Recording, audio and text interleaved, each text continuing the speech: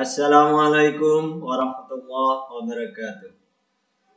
Alhamdulillah, kita senantiasa memanjatkan puji syukur kita kepada Allah Subhanahu wa taala karena di semester genap ini kita masih diberi kesempatan untuk menambah, meningkatkan, memahami ilmu-ilmu Allah yang pada kesempatan ini Bapak akan membahas tentang termodinamika. Semoga antum semua dalam keadaan sehat walafiat. Amin. Anak-anakku semuanya, pada materi termodinamika ini, kompetensi dasarnya ada dua, yakni menganalisis perubahan keadaan gas ideal dengan menerapkan hukum termodinamika. Yang kedua, membuat karya atau model penerapan hukum 1 dan 2 termodinamika. Berikut presentasi makna fisiknya. Adapun indikator pencapaiannya, yakni memahami dan menerapkan hukum 1 termodinamika, dan yang kedua adalah memahami dan menerapkan hukum 2 termodinamika. Dalam kehidupan sehari-hari, aplikasi dari termodinamika ini yakni kulkas, AC, ya. Nah, karena pada kulkas sebuah benda yang dalam keadaan cair bisa dibuat menjadi padat. Yang pada sisi yang lain dalam keadaan padat dijaga suhu normalnya agar tidak mudah rusak. Oke, kita awali dengan termodinamika. Termodinamika adalah suatu ilmu yang menggambarkan usaha untuk mengubah kalor atau perpindahan energi yang disebabkan perbedaan suhu menjadi energi serta sifat-sifat pendukungnya. Dalam hal ini, istilah yang biasa kita peroleh yakni energi tidak bisa kita musnahkan, tetapi energi bisa kita rubah dalam bentuk apapun. Ada energi gerak, ya, ada energi panas dan lain sebagainya. Lanjut kita ke hukum 1 termodinamika. Pada hukum 1 termodinamika dikatakan untuk setiap proses apabila kalor diberikan kepada sistem dan sistem melakukan usaha, maka akan terjadi perubahan energi dalam.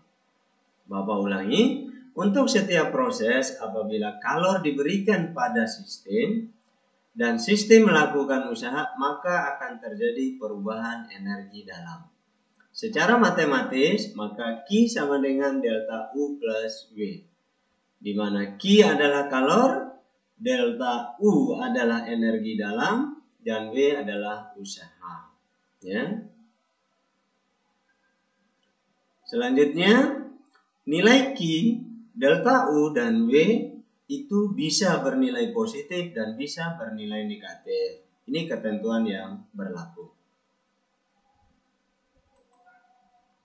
Nah, Q positif ketika sistem menerima kalor.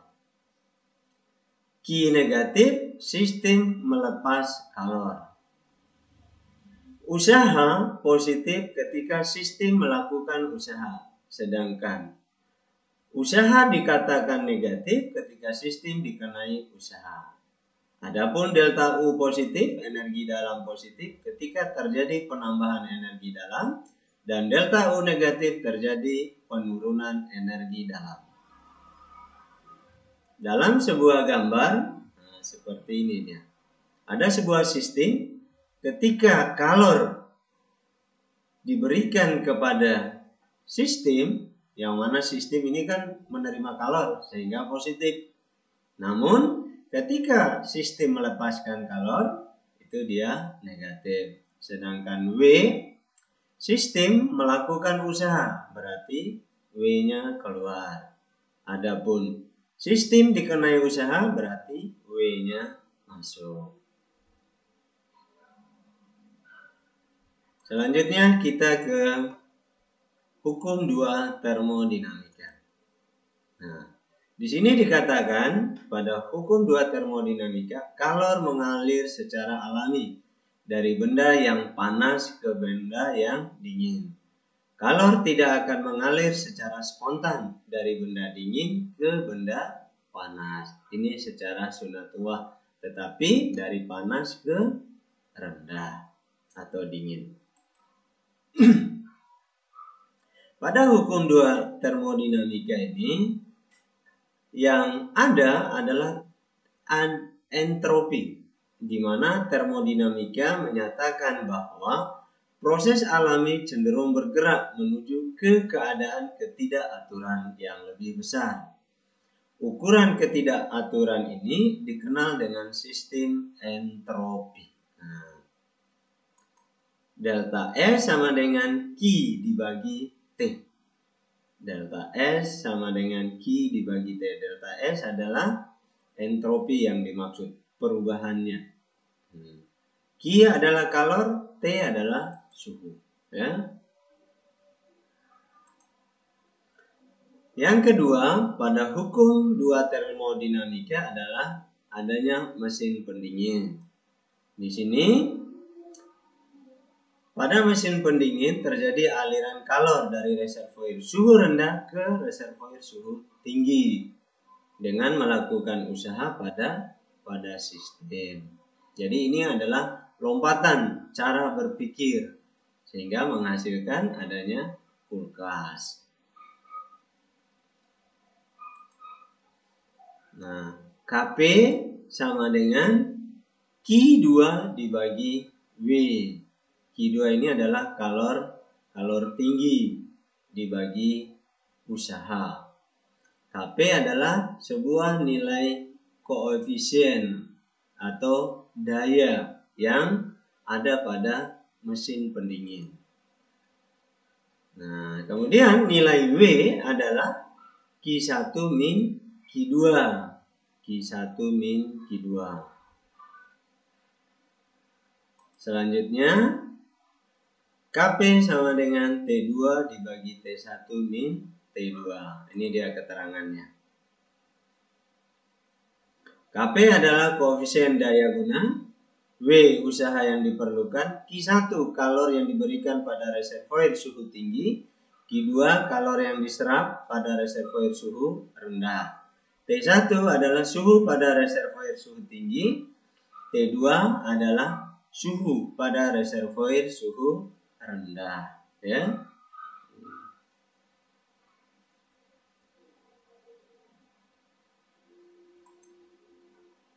Selanjutnya kita ke contoh soal. Kedalaman sejumlah gas dialirkan kalor sebesar 300 Joule. Kemudian gas dikenai kerja 120 Joule. Berapakah perubahan energi dalam gas? Nah, mari kita sama-sama untuk membahasnya. Apa yang diketahui di sini? Yang pertama adalah sejumlah gas dialirkan kalor. Berarti Q 300 Joule. Kalor Q 300 Joule. Nah, sekarang kalor ini bernilai positif ataukah negatif? Itu yang jadi pertanyaan. Kita lihat di sini. Dialirkan kalor. Berarti sistem diberi kalor atau dikenai kalor sehingga Q bernilai positif karena menyerap, ya, bukan memberi. Selanjutnya, gas dikenai kerja, dikenai. Nah, ingat tadi kalau dikenai plus apa minus? Minus, ya. W-nya min 120 Joule. Yang jadi pertanyaan adalah delta U, energi dalam, ya. Yang jadi pertanyaan adalah delta U. Persamaan untuk menyelesaikan ini adalah Q sama dengan W plus delta U atau Q sama dengan delta U plus W, sama saja. Ya. Masukkan nilainya, Q 300, W-nya min 120. Kemudian pindah ruas, maka hasilnya 420. Min 120 pindah ruang sehingga 420 Joule. Delta U nilainya positif. Berarti kesimpulannya sistem ya mengalami energi bertambah ya. Kita ke contoh kedua. Suhu di dalam sebuah lemari es adalah min 3 derajat Celcius.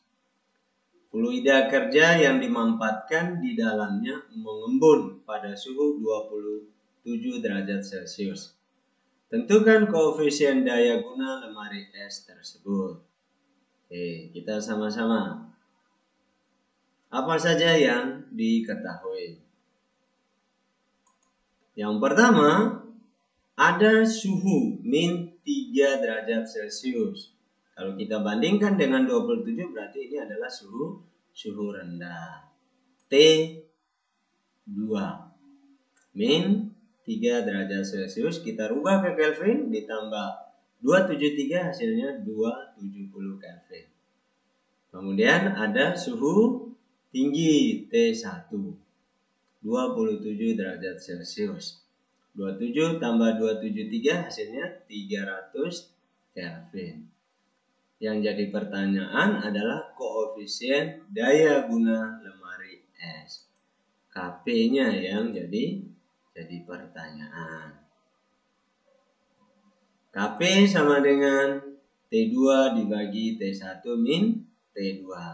T2 adalah suhu rendah. Masukkan nilainya 270 dibagi 300 min 270. Hasilnya 270 dibagi 30 sehingga Kp bernilai 9. Ya. Demikian pembelajaran kita pada kesempatan ini. Ana tidak memberikan tugas.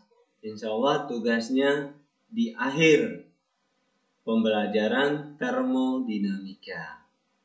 Sehingga antum semua bisa lebih ringan. Wassalamualaikum warahmatullahi wabarakatuh.